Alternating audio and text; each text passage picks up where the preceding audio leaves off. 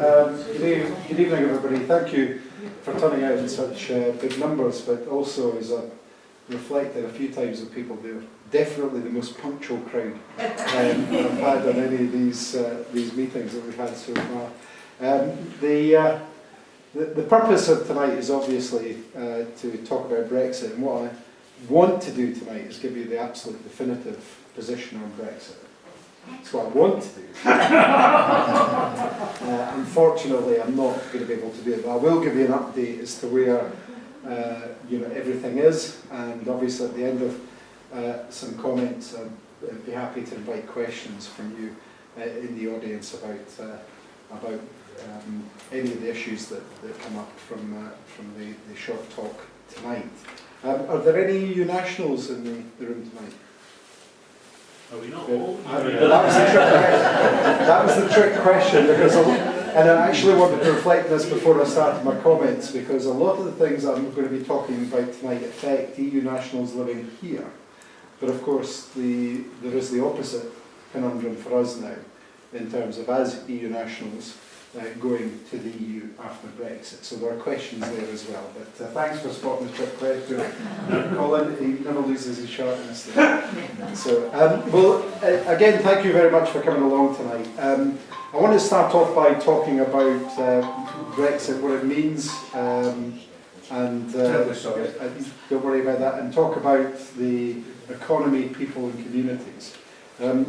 But before I start, I think it's really important to say, this is a position that I will give you from my own perspective tonight, from the perspective of myself as a Member of Parliament for this area, representing you, from the perspective of as a politician who's elected for the SNP, and also hopefully as general a position I can in terms of the state of affairs.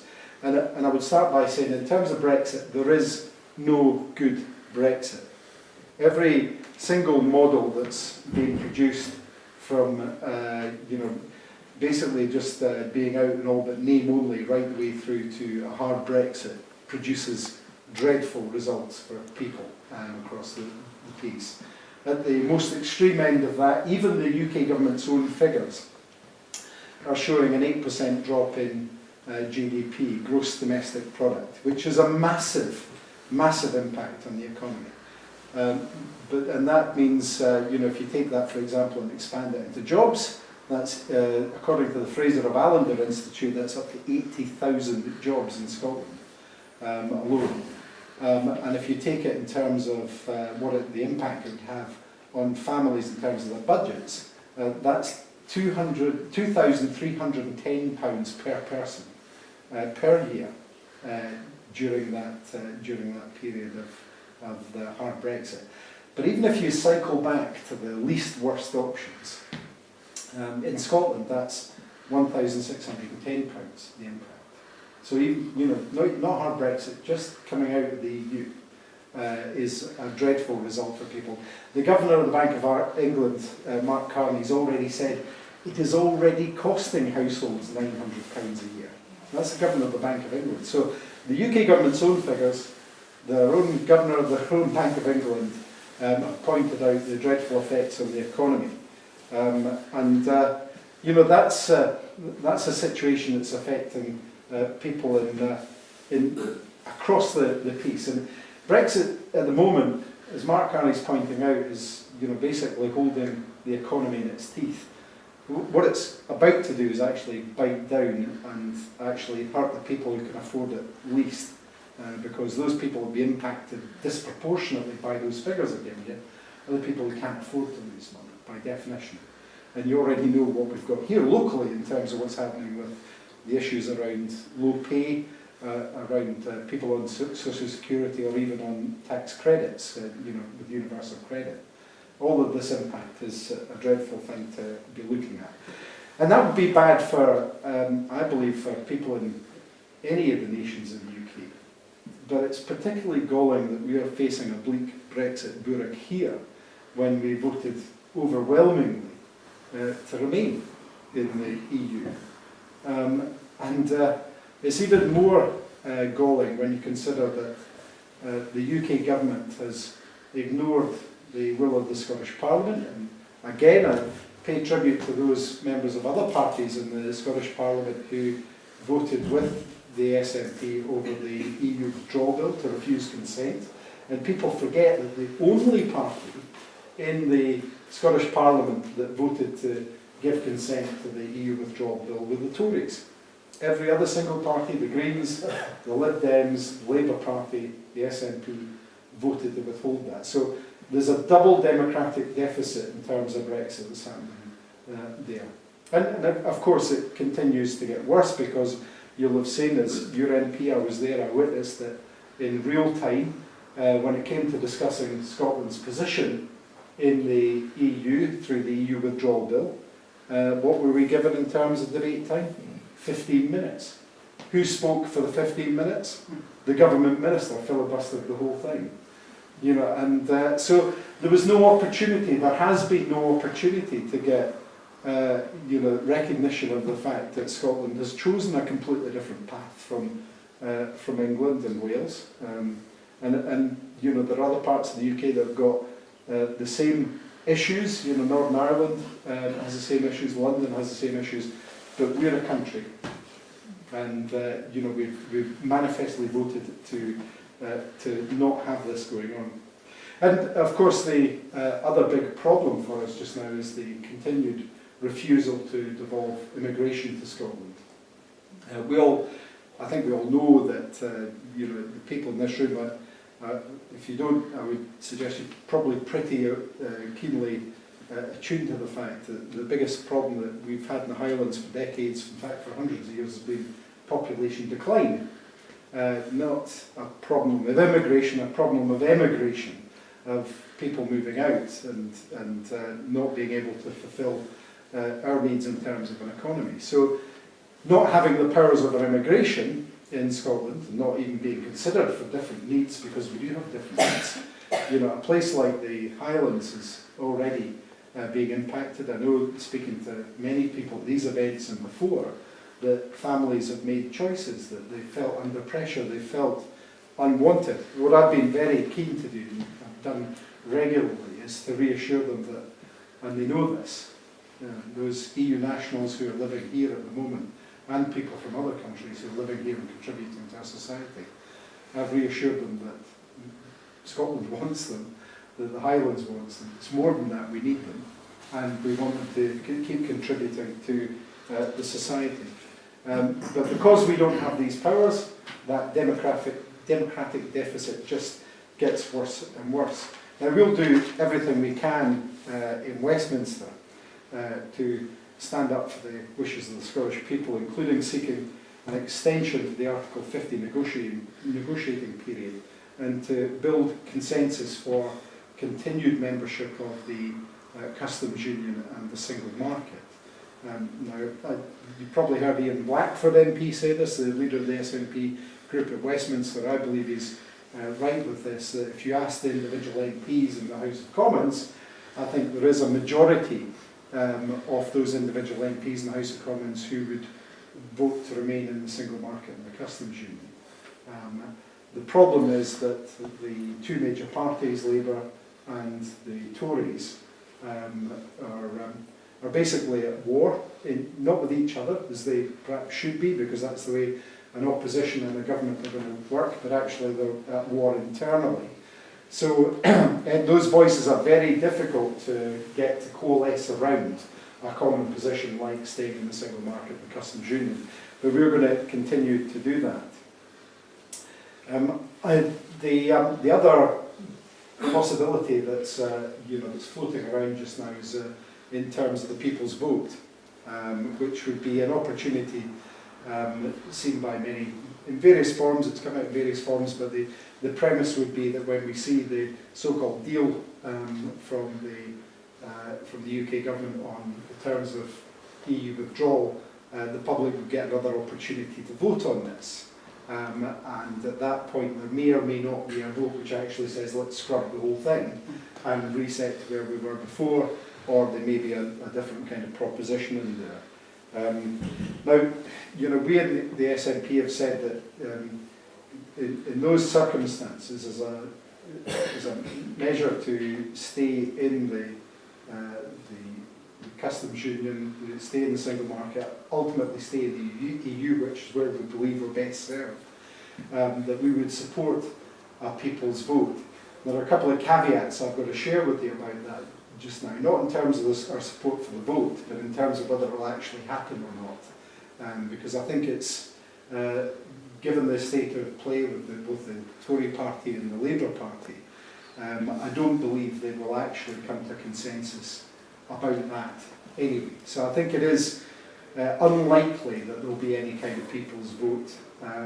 It does pose some questions for us in terms of, if we do go for a people's vote, and it is, one is held for some, reason we manage to get that through Parliament, then what happens if Scotland, as it shows in the opinion polls, not only votes the same way again, but votes more strongly to remain in the EU, and yet other parts of the nations in the UK vote the other way, and will just hammer in the fact that our democratic deficit has got even worse with it. So there are two things there. If it does come to that, if it does come to a people's vote, then what we would absolutely argue for, and we argued for this the last time, three things.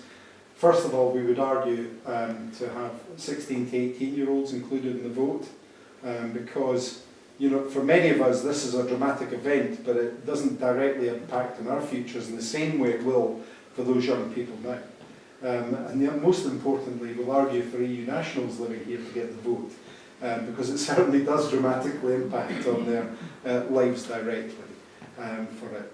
In terms of the third thing that we would argue for is to insert what should have been in the first EU vote, which is a lock which says that if any of the four nations vote to remain, then that allows the whole vote to fall, because that's the way it should be. Now, the chances of getting that through, you can imagine, are slim to nothing, but it's certainly an argument that we would make.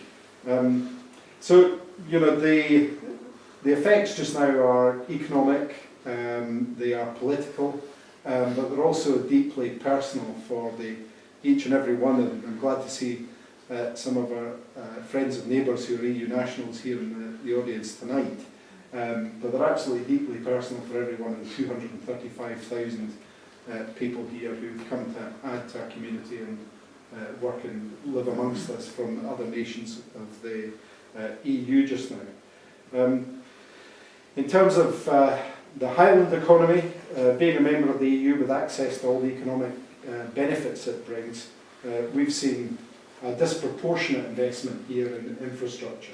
Let's be absolutely clear, in terms of the Highlands and Islands in particular, we've been net beneficiaries of EU membership. In other words, to put that really plainly, for every penny we've put in, we've got more back out from being involved. And you can see there's a couple of really big things. There's things everywhere. If you look closely, you'll see the EU symbols dotted all around the Highlands and Islands. But we've got a couple of big things. You look at the UHI university we've got now. Wouldn't have been possible to build that in the same way without EU contribution. The biggest example we've got is the Keswick Bridge. And we'd still be driving all the way around to Beauly and beyond to get north, or going across in ferries. I like to think, to be honest, I like to think the SNP, Scottish Government, would have sorted that by then, built the bridge, but in the last 10 years. But it certainly would have been a dramatically different thing. And the first bit of dual carriageway we had was down to EU funding in the A9 because of that. So, those are just two examples. Like I say, there are hundreds, if not thousands, dotted around the communities all over the Highlands. There'll be many here and there, and many elsewhere as well with it. So we benefit from grant support due to our unique geographical challenges and the rural nature of our place. It also has allowed us to grow our businesses and to see people being able to make their own contribution into our communities. They've been enriched indeed by the presence of EU citizens. Brexit's already had a fairly devastating impact on the ability of our local employers, for example, to recruit the staff they need. And you can go across almost any of the industry sectors. In fact, you can go across all of the sectors in public services as well, and you'll find that there's already issues coming up. So if you look at the NHS in terms of nurses and doctors, and at the meeting at the Townhouse on Saturday, one of the people that was there asking questions was a South African care worker who's married to a German doctor. These are people that we need. We just simply need those. But actually, if you go into, speaking to somebody earlier about, the building trade and the people who've come here to work from Poland and Romania and other places to add to, the construction business that we've had going on here, and the big changes that have happened over the place. There isn't any section of business that's not affected. Hospitality and tourism, for example, is another big area where we've seen we've benefited from EU nationals. The past couple of years we've seen exponential growth in tourism. We can't fulfil these roles without people who come from elsewhere. Scotland is a nation that has always been blessed, sometimes not through its own choice, by people coming here to establish themselves and change the way we are. We're a big mixture here. We always have been. The 1,000-year history that we have as a nation, we've had people adding to the mix and creating things for us. And as I say, it's no different in our society today, particularly in the Highlands with it. So there's the human aspect, there's the impact on those workers, those people themselves as well. There's now a feeling and hope to try and help with some of the answers to that tonight in terms of the insecurity over what is going to happen to me, what is going to happen to my family, will I be able to work here, will I be able to stay here, how will I be viewed in the future. All those are questions that have come up at previous meetings and before that as well. And they've faced great confusion on their own rules, and what's to be expected from the UK government. For example, if I can tell you that the Home Office has said that in terms of employment, employers will not be expected to differentiate between resident EU citizens and those arriving after exit. But that contradicts comments made by the Immigration Minister, Caroline Noakes, who told a Parliamentary Select Committee meeting just last Tuesday, just a week ago, that employers would be required to do rigorous checks to evidence somebody's right to work. They can't even agree amongst themselves. It's just nonsense. How can they expect employers or anybody else to kind of understand what's going to be happening in the future? And whilst there are many unanswered questions, I do want to use the opportunity tonight to share some of the information I do have around EU citizens and hopefully alleviate some of the concern for some of you. Some of that will be through conversation and things that I can't legally tie down, but I can give you a view on that. In terms of support for EU citizens, here is what we do know. According to the Home Office, there will be two types of status for European UK citizens.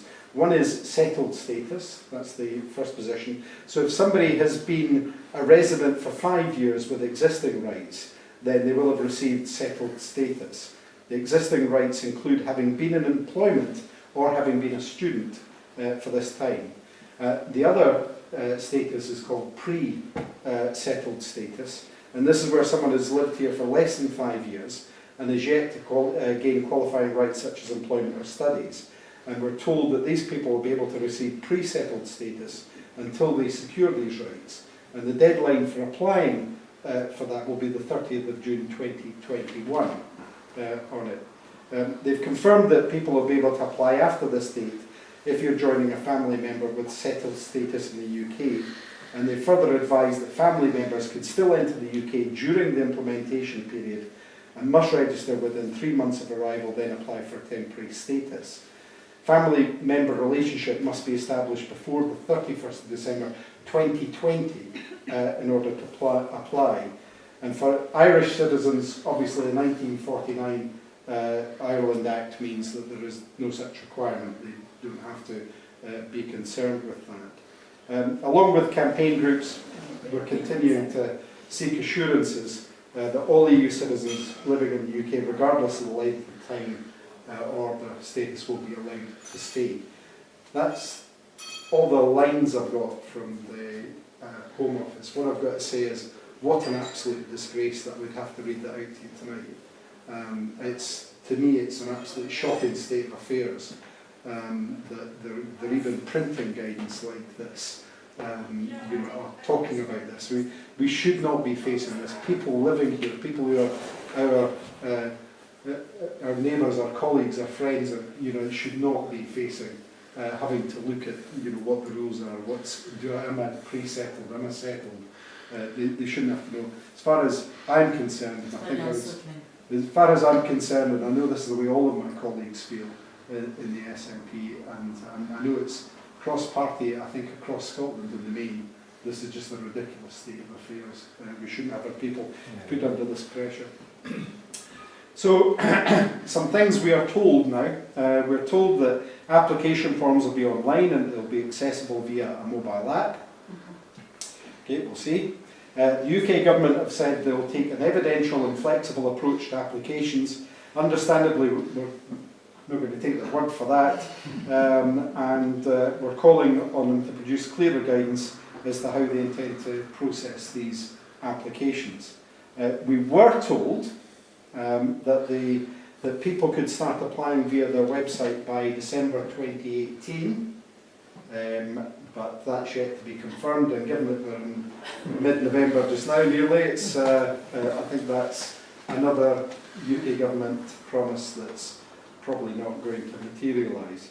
The best answer we have at the moment is it will be fully implemented by March 2019, and again we will continue to push for firm dates as far as that's concerned for it.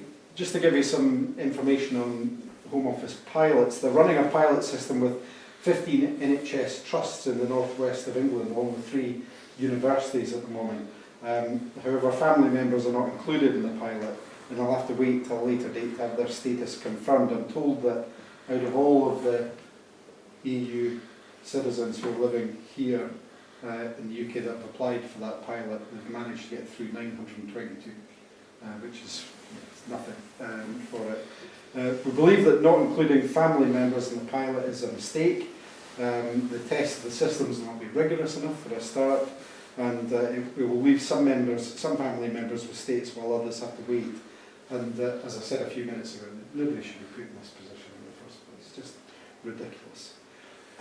The Scottish Government, as you might expect, has asked for family members to be included in the pilot, and have even offered the UK Government Home Office to pilot a scheme that's included family members in Scotland. So far, the UK Government Home Office have refused that offer. In terms of the costs of application for EU citizens, as if it wasn't bad enough that people are having to go through this process, they actually have to pay for it as well. And the cost is, if you're over £16, £65, if you're under 16, £32.50, so the kids pay for that as well. And last week, the Chancellor actually announced grant funding of up to £9 million to be available to organisations offering support to EU citizens to get help in obtaining their settled status, but nothing for the EU citizens directly themselves, which is, just do it, don't muck about if they're going to do that. They've failed to, as I say, to offer EU citizens any kind of financial support. And I think it's really important to underline, because a number of times it's come up at the meetings and before, about why doesn't the Scottish Government do something on this. And I've got to be absolutely crystal clear here. The Scottish Government have no powers over immigration at all. We can't influence directly any of these choices that are being made by the UK Home Office. So we can't say, that can't be done, or do it in a different way here. We just have no power in Scotland to do it, which is an argument I'll come back to in a wee moment or two with it. So So basically, we'll be looking to support the EU citizens in Scotland as much as we possibly can within the limits of our powers. The Scottish Government will be setting up an advice and support service at locations across Scotland to help people where they can. Additionally, the Scottish Government has funded the EU Citizens' Rights Project, and this is quite a good bit of information for anybody who wants to go to this event, which will deliver information at meetings across Scotland, including Inverness, on Saturday the 1st of December, by the way, in Inverness College. Obviously there's no charge for that. Tickets will be available on Eventbrite. I think anybody who's got concerns around that, I think it'd be a really good event to go to if people want to do that. The Scottish Government are also establishing a new expert group which will explore the impact of migration on the population and the demographics of Scotland. The group of academics will consider UK immigration policy and how it impacts on areas of devolved responsibility.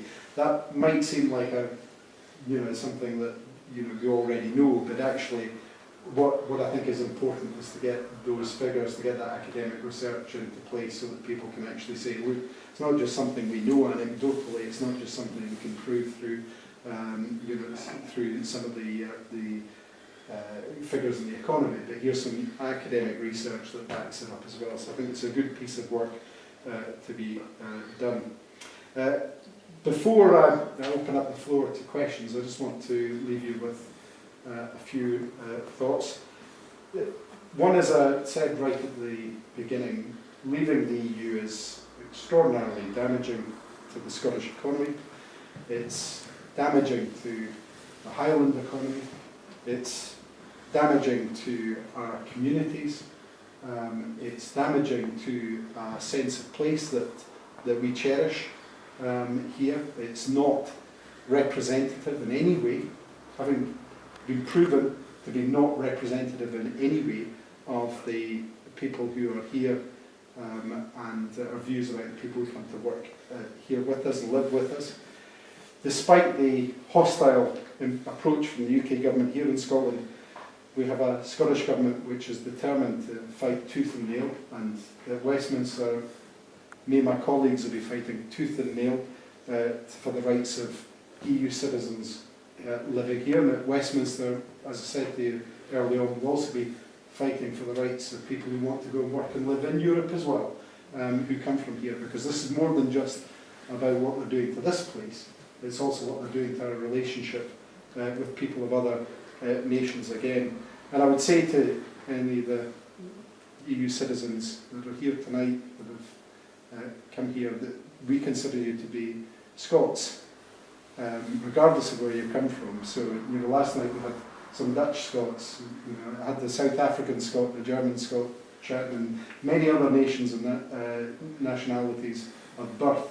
But everybody here is a Scot, as far as we're concerned. We want to make sure that you continue to make a valued contribution to the fabric of our society. And finally, your voice continues to be ignored by the Westminster powers. The democratic deficit has never been stronger, never been brought into sharper focus than it has been over this issue.